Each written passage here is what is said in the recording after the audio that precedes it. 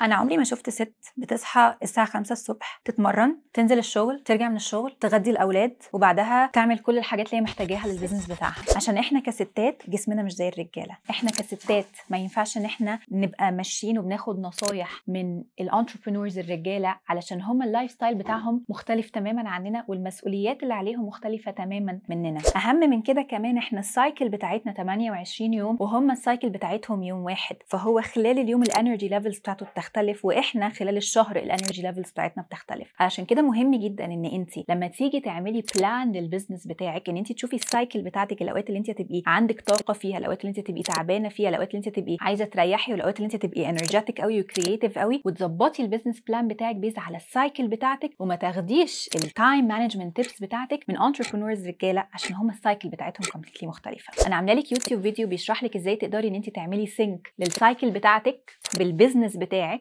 عشان توصلي للفول بوتنشال بتاعك كست عندها بيزنس ناجح. روحي على الرابط اللي عندي في البايو، هتلاقي ان انا حاطه لك الفيديو.